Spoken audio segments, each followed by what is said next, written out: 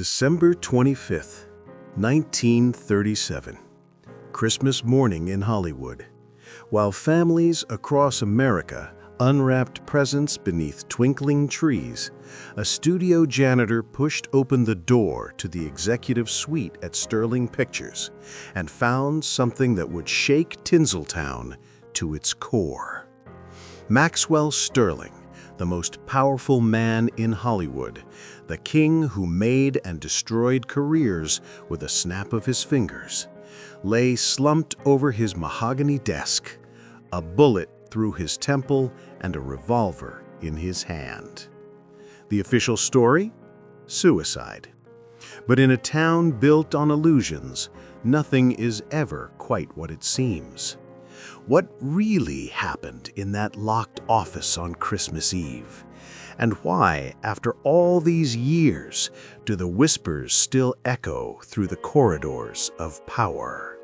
My name is Thomas Hawthorne, and I've been chasing ghosts for the better part of 30 years. As an investigative reporter for the Los Angeles Tribune, I've seen my share of Hollywood scandals, the kind that get buried 6 feet deep alongside the bodies. But the Sterling case, that one's different. That one's personal. I was there that night, you see, December 24th, 1937. Not in Sterling's office, mind you, but downstairs at his annual Christmas gala, rubbing elbows with the glitterati while trying to squeeze a story out of starlets who'd had one too many glasses of champagne. The whole affair was typical Sterling, excessive, ostentatious, designed to remind everyone in town exactly who held the reins. Sterling Pictures wasn't just another studio, it was an empire. Maxwell Sterling had clawed his way up from a Nickelodeon operator in Philadelphia to one of the most feared moguls in the picture business. By 1937, he controlled the careers of a dozen major stars, owned 3 of the most profitable theaters on the West Coast, and had his manicured fingers in every pie, from distribution deals to radio contracts. If you wanted to make it in Hollywood, you needed Sterling's blessing. Cross him? Well, let's just say plenty of folks found themselves on the next train back to Omaha, their dreams scattered like ashes in the California wind. The party that night was a who's who of Hollywood royalty. Crystal chandeliers sparkled above a ballroom dripping with garland and tinsel. A 20-foot Christmas tree dominated the corner, its branches heavy with imported German ornaments. White-jacketed waiters glided through the crowd with silver trays of canapés and bootleg whiskey, the good stuff, smuggled in from Canada despite Prohibition having ended 4 years prior. Old habits die hard in Hollywood. But beneath all that Yuletide cheer, something rotten was festering.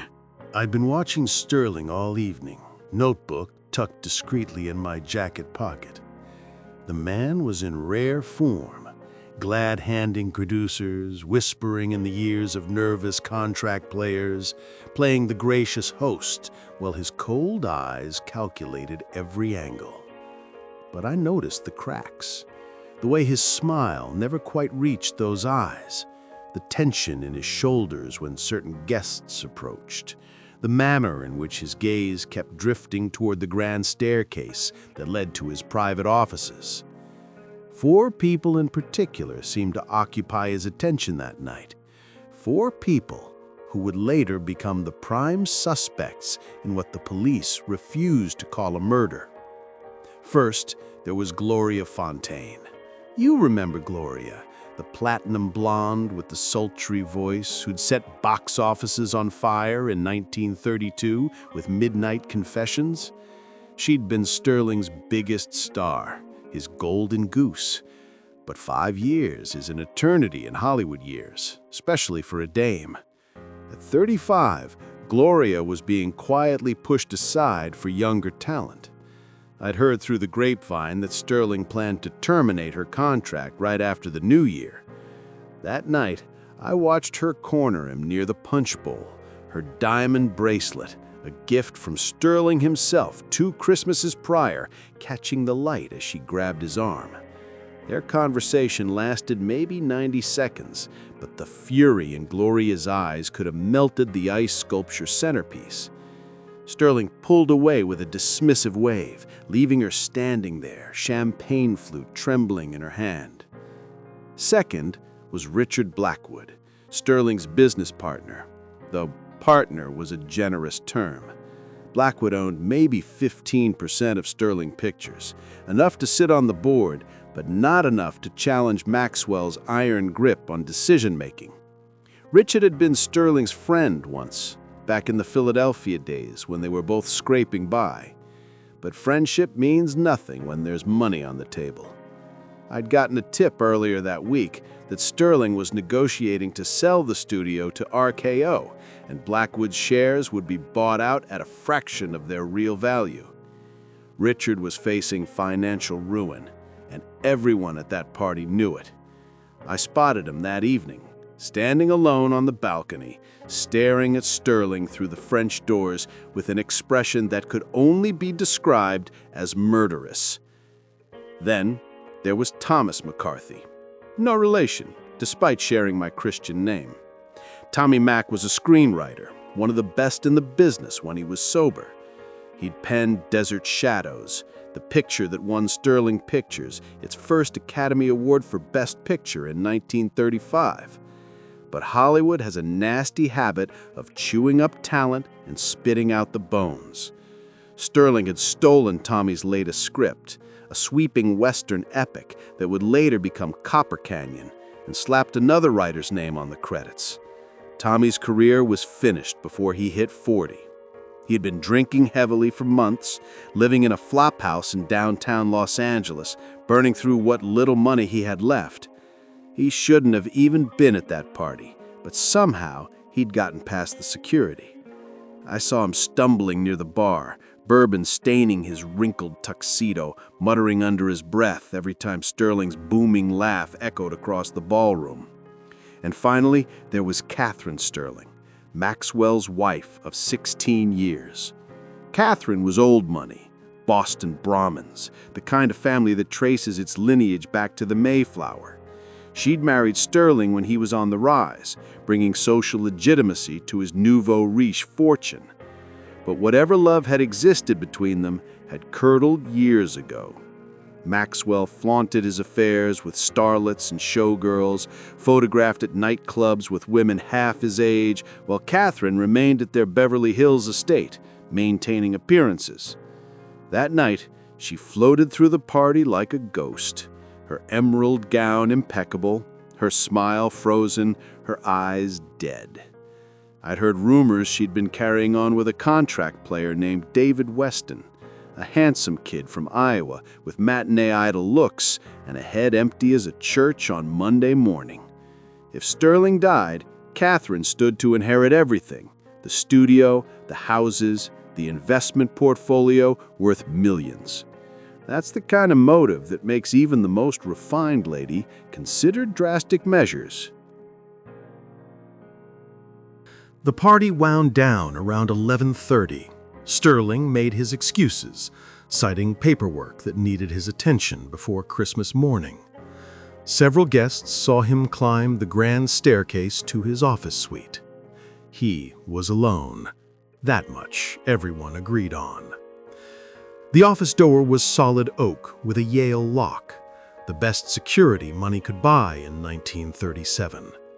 Sterling was paranoid about industrial espionage, about competitors stealing scripts or distribution contracts. Only 3 keys existed: one on Sterling's personal keyring, one in his home safe, and one locked in the studio security office. According to the night security guard, Gus Patterson, a former boxer who'd taken a few too many hits in his day, nobody went up those stairs after Sterling.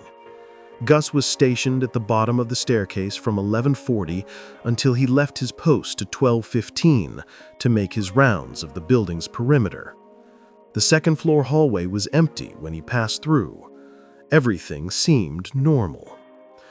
At 6:15 Christmas morning, the janitor, a colored fellow named Samuel Washington, who'd worked at Sterling Pictures for 12 years, arrived to prepare the offices for the holiday shutdown. Samuel had his own key to the executive suite. He cleaned those offices 5 days a week and knew every inch of that space. He unlocked the door, stepped inside, and found Maxwell Sterling dead. The scene looked straightforward enough. Sterling was slumped forward over his desk, his head resting in a pool of blood that had long since congealed. A single bullet wound to the right temple. A Colt .38 revolver lay on the carpet beside his right hand, his fingerprints clear on the grip. On the desk sat an empty tumbler with traces of whiskey, a half-smoked cigar in a crystal ashtray, and a leather-bound ledger lying open to a page of financial figures. The door had been locked from the inside. Samuel had needed his key to enter. The windows were closed and latched. No sign of struggle, no indication anyone else had been in that room. The police arrived at 6:45. Detective Lieutenant Harold Brennan caught the case, a hardened 20-year veteran who'd seen everything from mob hits to domestic disputes gone wrong. Brennan took one look at the scene and made up his mind. Suicide. Rich, powerful man under tremendous pressure, holiday melancholy, too much whiskey, one terrible decision. Case closed. The official report was filed by noon on Christmas Day. The newspapers ran the story on page 3 the next morning. Studio mogul takes own life. Hollywood mourns. But I wasn't buying it.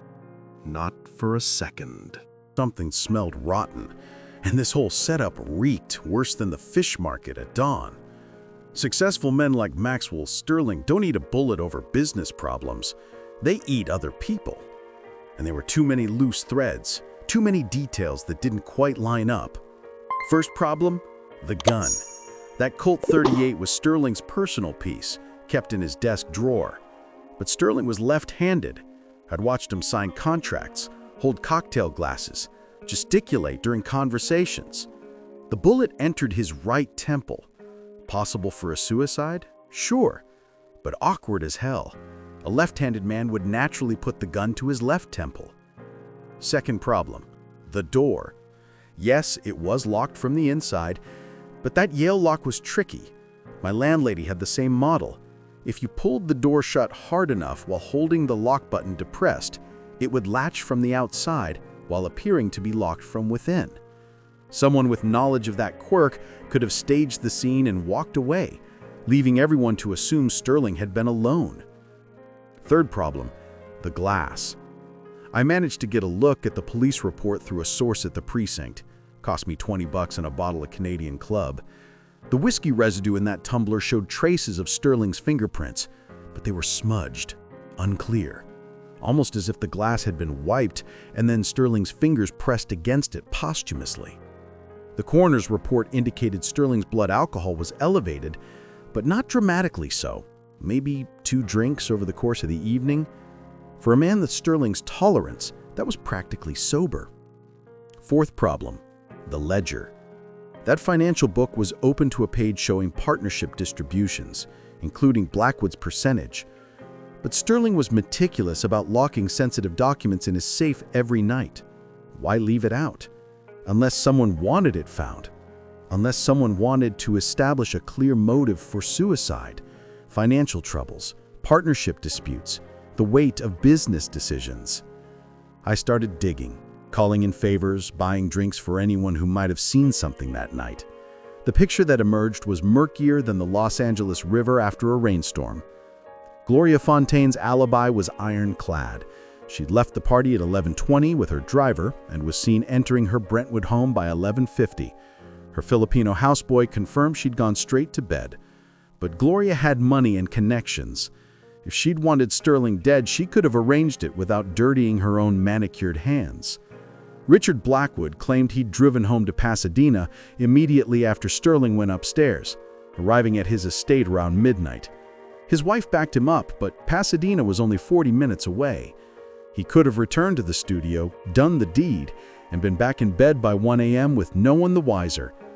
Blackwood had the most to gain financially. With Sterling dead and no buyout deal finalized, the studio's value would be recalculated, and his shares suddenly became worth a fortune. Thomas McCarthy was seen leaving the party around 11:15, drunk as a lord, muttering threats about Sterling. But 3 different witnesses placed him at a dive bar in Hollywood until closing time at 2 a.m., where he continued his bender before passing out in the back room. The bartender, a Croatian immigrant named Josef, who had no reason to lie, swore Tommy never left. Still, a drunk man makes a convenient patsy. Maybe someone was establishing an alibi for him, setting him up to take the fall if the suicide story didn't stick. Catherine Sterling's whereabouts were the most interesting. She'd retired to the powder room at 11:25 and wasn't seen again until after midnight, when she'd emerged asking if anyone had seen her husband. 50 minutes unaccounted for. The powder room had a service entrance that led to a back staircase, the same staircase used by servants to access the upper floors without disturbing guests. Catherine could have slipped upstairs, confronted Maxwell, and in a moment of rage or calculation, pulled that trigger. She had the motive, the opportunity, and the ice-cold composure to pull it off. But could a Boston Brahmin really commit such a violent act? Or had she perhaps enlisted young David Weston to do her dirty work while she established her alibi downstairs? I spent 3 months chasing leads that went nowhere. The police weren't interested in reopening a closed case. The studio, now under Blackwood's control, wanted the whole mess buried and forgotten. Gloria Fontaine signed with Warner Brothers and sailed off to Europe for a rest cure. Catherine Sterling sold the Beverly Hills estate and moved back to Boston, emerging a year later married to an investment banker named Cornelius Hightower. Thomas McCarthy sobered up briefly, wrote one more script that nobody wanted, and died of cirrhosis in 1942. David Weston's career fizzled out by 1939, and he ended up selling cars and Van Nuys. The truth? I never found it. Not definitively. Not the kind of proof you could take to a prosecutor. But I've got my theories. And after 30 years of turning this case over in my mind, I've come to believe this. Maxwell Sterling didn't kill himself. Someone murdered him that Christmas Eve. Someone who knew his habits, his office, his vulnerabilities. Someone who understood that in Hollywood, perception matters more than reality. Create the right scene, and even the police will see what you want them to see. My money's on a conspiracy. Not some elaborate plot from a Warner Brothers thriller, but something simpler. 2 people, maybe 3, who found their interests aligned. Catherine Sterling, who wanted her freedom and her inheritance. Richard Blackwood, who needed Sterling dead before the RKO deal went through. Maybe even Gloria Fontaine, providing the final piece, the inside knowledge of Sterling's schedule, his habits, the layout of that office. One of them slipped upstairs during those crucial minutes when Gus Patterson was making his rounds. Sterling was alone, vulnerable, perhaps already half drunk from the party. A conversation, an argument, and then, bang. Stage the scene. Press his fingers to the gun, to the glass, arrange the body, lock the door with that tricky Yale mechanism, and disappear back into the party before anyone notices you're gone. The 3 of them had alibis, none perfect, but all plausible. And they had something more powerful than alibis. They had a shared secret, a mutual interest in maintaining the fiction. If one talked, all 3 would burn. So they stayed silent, took their winnings, and scattered to the 4 winds. Did they plan it together that night? Or had the conspiracy formed weeks earlier, whispered conversations in dark corners, each finding courage in the knowledge they weren't alone in their hatred? I'll never know for certain. The Maxwell Sterling case officially remains a suicide. The file sits in a dusty archive box somewhere in the Los Angeles Police Department's records room, gathering mold and memories. The players are all dead now. Catherine passed in 1968, Blackwood in 1955, Gloria in 1972. Whatever secrets they carried went into their graves. But here's what keeps me awake some nights. Hollywood was built on beautiful lies and ugly truths. We celebrate the golden age, the glamour, the magic of movies. But behind every silver screen, there are shadows. Behind every perfect smile, there's a darkness we choose not to see. Maxwell Sterling got what he probably had coming. He'd destroyed enough lives, crushed enough dreams, wielded his power with such casual cruelty that maybe, just maybe, he deserved that bullet. But justice isn't supposed to work that way. We're supposed to have courts and juries and due process. We're not supposed to take matters into our own hands, no matter how righteous we feel. That Christmas Eve in 1937, someone decided they were judge, jury, and executioner. And they got away with it, because in Hollywood, if you control the narrative, you control reality. So who killed the king of Hollywood? Maybe the better question is, does it matter anymore? The truth died with those players. All we're left with is the story, the mystery, the tantalizing possibility that somewhere in the shadows of history, the answer still waits. If you've been listening to this investigation, if you've followed me down this rabbit hole into Hollywood's dark heart, then you know what I know. Some mysteries are never meant to be solved. Some secrets are meant to haunt us, reminding us that beneath the glittering surface of the Golden Age, there was always blood on the tinsel. This is Thomas Hawthorne, signing off. But before I go, I want to hear from you. You've heard the evidence. You've walked through that crime scene with me. You've met the suspects. Who do you think pulled that trigger on Christmas Eve, 1937? Was it Catherine Sterling, claiming her freedom? Richard Blackwood, securing his fortune? Gloria Fontaine, exacting revenge? Or some combination I haven't considered? Leave your theories in the comments below. Maybe together, we can finally solve the case that's haunted me for 3 decades.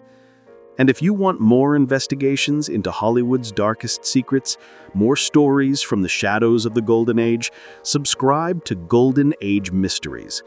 Because in Tinseltown, there's always another body, another scandal, another truth buried beneath the lies. The past isn't dead. It isn't even past. And somewhere out there, in the faded photographs and yellowing newspaper clippings, the ghosts of 1937 are still waiting to tell their stories. Merry Christmas, Hollywood, and may your secrets rest in peace.